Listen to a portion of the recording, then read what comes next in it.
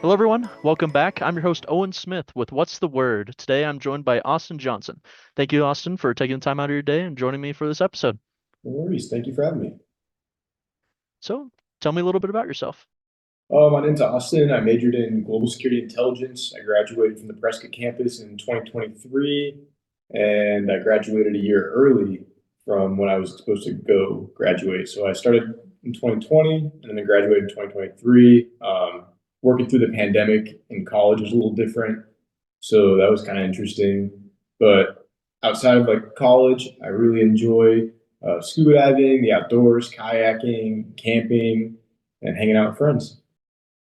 Sweet. And now I believe in our communications before this interview here, I mentioned that I was a scuba diver myself. Where do you go for scuba diving? And I've been all over. So I used to go diving out in Hawaii, but I've recently been diving over in the Florida area and just south of Florida, like in the Keys. And I also have been scuba diving in San Diego. So I really enjoyed the cold water diving. It's kind of weird, but it was the first time I ever did cold water diving in San Diego, and it was awesome. It was in the kelp fields down there, and I thought it was the coolest thing ever. Oh, that's super rad. I'm in Laguna Beach, right a little bit north of San Diego, but yeah, that was super cool. I just noticed that when I was talking to you over there. But yeah, so what's your current job and favorite part about your job?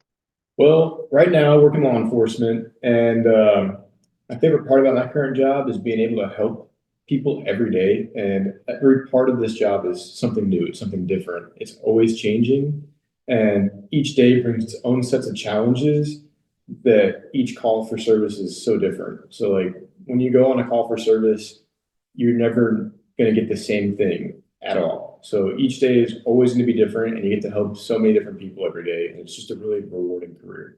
That's super sweet. That was really cool. New challenges every day, new adventures every day. It's a life. Now, how do you tie writing into your day to day? Well, a typical day, and there is no typical day, but writing is intertwined within every day. So, like, I start my day off, I load my car up, I go to briefing with my squad, and then with all these new like calls for service and all these different challenges, like we'll be investigating, patrolling, and report writing ties a part into all of that because it's all documentation purposes. So like almost every hour, I'm documenting what I'm doing and like why I'm doing it for legal purposes. So it's detrimental in like the law enforcement profession for documentation to be held for the courts. So all this job is, I mean, besides helping people and doing fun stuff, having different adventures every day and being able to be the person that's able to help everyone in need is documenting. So you go to a call for service, you write a report, whether it's criminal or civil, you're documenting what's going on, how you investigated it, what happened, and you're writing reports, you're writing synopsises, you're writing briefings for your sergeants, your lieutenants, your commanders. You're writing supplemental reports to help other officers. So when you show up on scene and there's more than one police officer there, there's more than one investigator there, you're writing what you did, they're writing what they did, and you're combining these reports for all these documentation purposes. So it's very detrimental for this career that you're an avid and good writer, as everything is being put into writing from what you're doing, and you have to be able to articulate it on like what you're doing and why, and using like state defined statutes and federal defined statutes depending on which agencies you're working for. And the types of writing we use in law enforcement is like all over. We use everything from intelligence briefings to newsletters. We read case law. Um, I write investigative reports. I write civil documentation and incident synopsises, investigation synopsises. I haven't gotten into intelligence briefs yet, but that is an availability for me in the future of my career to start writing those. But right now, I just read them. So it's very important that you're able to have these skills that I believe Embry-Riddle provided me when I was working at Embry-Riddle and going through their program there.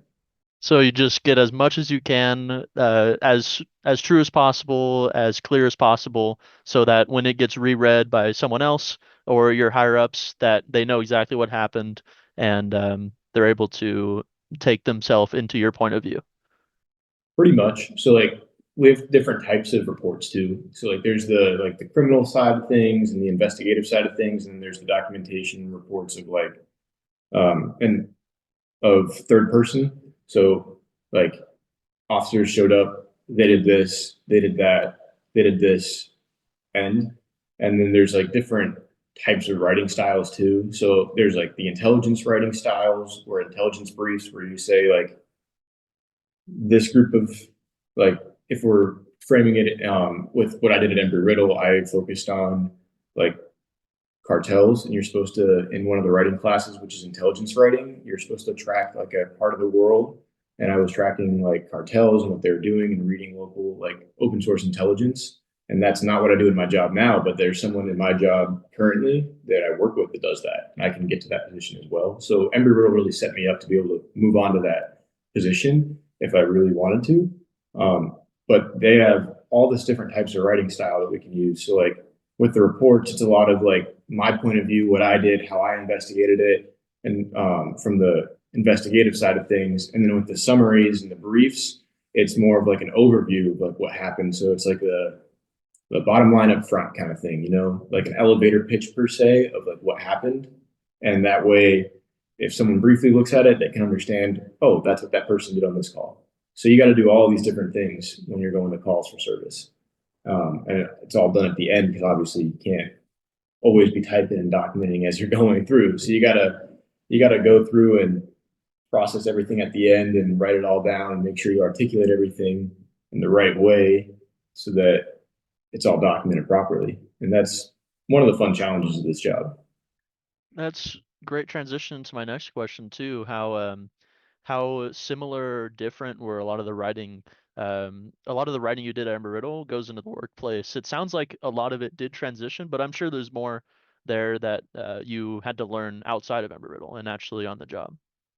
Oh yeah. So I mean, I went to a law enforcement academy here as well, and they focused a lot on writing. So the biggest difference of like actually in the workplace writing, now that I'm out of the training standpoint and learning standpoint, is that at Embry-Riddle I got graded during the academy, and while I was training I got graded, and now I'm not getting graded, but it's still very similar writing styles.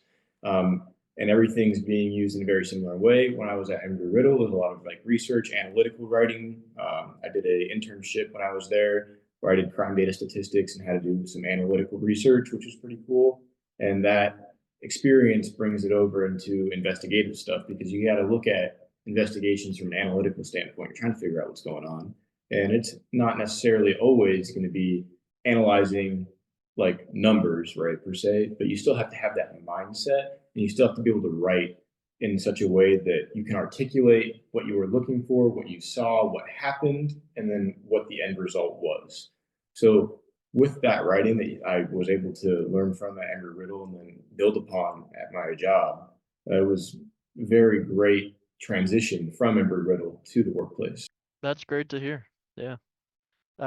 Speaking of a little bit more about your time at Embry-Riddle, what do you wish you would have known as a student before leaving and transitioning into the workplace and where you are currently? Well, I stressed a lot in my last year of trying to have the perfect like lineup after graduation of like where I was going, what I was doing.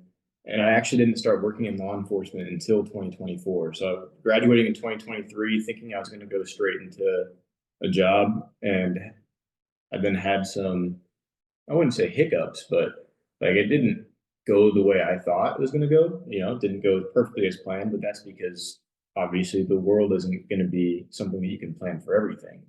So I wish I would have stressed less. And I wish I would have, if I could tell myself that, I would tell myself, like, hey, you don't need to have it all perfect right now. It's all going to work itself out no matter what.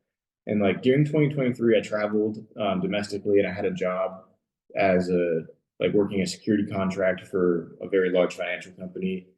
But I didn't plan on any of that happening either, too. So I thought I was going to go straight into a career right after graduation, which didn't happen. And I stressed about that all the way up until graduation when I realized, like, oh, why am I like the day of graduation? I realized, why am I stressing about this? This is my entire life ahead of me. I don't need to be worrying about this during my last few months of college. I should have been, you know, having fun with friends that are going to move across the country and even different parts of the world that are going to be doing that. And which I did. I still had fun with them, but I wish I would have stressed a little bit less about that kind of stuff. Yeah. So essentially, just enjoy your time here, and everything will fall into place when it needs to. Exactly. And like if I would have known that, I feel like the last few months of college would have been a lot more fun for me. Yeah, absolutely. Now, we like to do one last thing at the end of our interviews is we ask for one piece of advice. Now, I understand you kind of gave a little bit of that, but would you be able to expand a little bit more or So if I could give a piece of advice to students at Embry-Riddle or any students in college, get involved with clubs, learn new skills, work on cool projects, have fun with your friends, and enjoy those experiences because those experiences are truly valuable. College isn't forever, unfortunately. For some people, maybe fortunately, I don't know, depending on if you actually enjoyed college or not. But I really enjoyed college. As someone who graduated early and had my first 2 years of college in the pandemic, my advice would be to make the most of your college experience, create those memories, and don't be afraid to like fail because failing in college, I mean, it sounds like detrimental, like career ending almost to a college student, like failing at something. That's how you learn. You don't you don't learn by just success. You learn success through failure. So I would say never stop learning new things and cherish the time you're having right now. As my 2 points of advice. yeah, that's very good. Well, thank you so much for the advice and for sharing your story, Austin. And thank you again for joining me on What's the Word? Thank you. This podcast is supported by the Department of Humanities and Communication at Embry-Riddle Aeronautical University in Prescott, Arizona. Our hosts are Abigail Bradbury and Owen Smith. Matthew Haslam is the department chair, and I'm Amelia Chesley, assistant professor of professional writing. Many thanks to the Prescott Campus Writing and Design Lab for hosting our transcripts. The intro and outro music is Wanderer by Alex. You can find us where most podcasts are found, and please do reach out if you are a Prescott Campus alum. We'd love to feature you in a future episode.